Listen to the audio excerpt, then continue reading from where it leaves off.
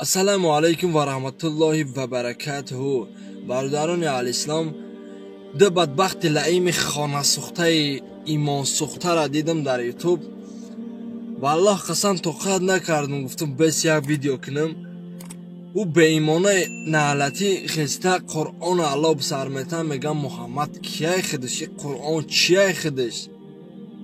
والله قسم شما آخرت دنیا تون سیاه کردین. انشاءالله که ما را همراهی میکنین تا آخری نوو را تماشا کنین و در دیگران پهم کنین که همه حرام و کثافت هایی که این روز به ایمانی میکنن همه را بینن و کم ترک ایمان بیارم. برادرای اهل اسلام، والله قسم در مسلمان این چیزا نمیزیبه، والله قسم نمیزیبه این چیزا. السلام علیکم و رحمت الله و برکاته. درود بر مردم و ملت ایران عزیز. ما امروز میخوایم کتاب به اصطلاح آسمانی اسلام رو آتیش بزنیم که بگیم جز خرافات و چرت و پرت چیزی بیش نیست.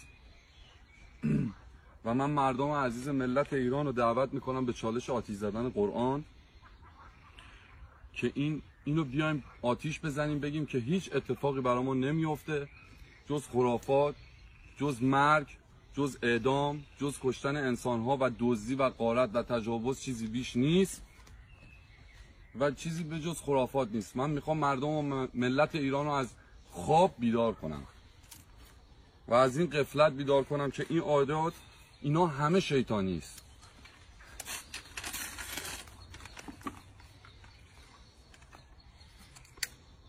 لعنت بر محمد و کتابش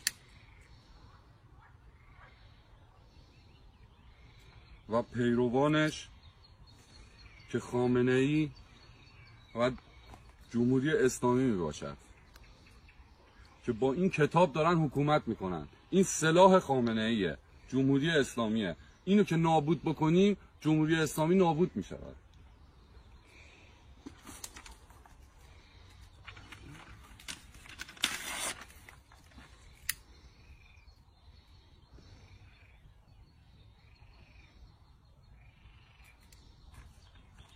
لعنت به محمد، حسین، فاطمه زهرا و کتاب آسمانیشون.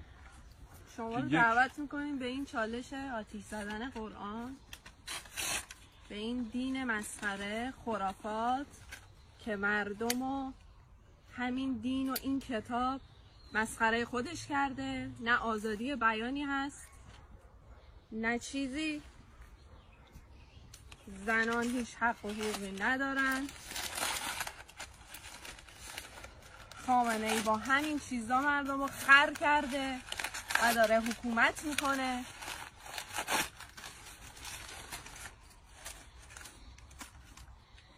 شما رو دعوت میکنم به این چالش. بیاین از خواب غفلت بیدار بشین. بیاید ببینید که جز خرافات چیزی نیست، به غیر از بدبختی، به غیر از کنترل مردم. با همین دین اسلام ما رو خر کردن، بدبخت کردن، یا اون حکومت کردن.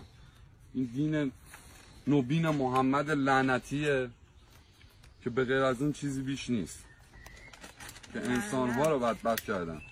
لعنت به پیامبران این کتاب، لعنت به خامنه ای، لعنت به امام زمانتون، به امام حسینتون، به همه چیزتون.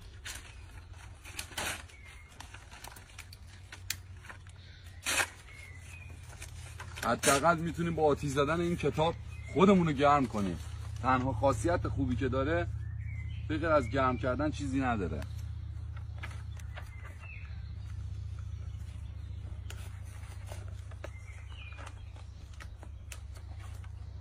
این کتاب میگه اگر این کارو بکنید مفسد فی الارض، اگر فلان بکنید باید کشته بشید، باید جهاد کنید، باید غارت کنید، کافران رو باید کشت، کسایی که از دین اسلام خارج میشن مثل من باید اینها رو اعدام کرد، سر اینها رو برید. و من این کتاب مسخره شیطانی آتیش میزنم که جز خرافات و بدبختی چیزی نیست، که میلیون ها که میلیون ها انسان به خاطر همین کتاب کشته شدن. میلیون ها انسان با خرافات چرت زندگی کردن.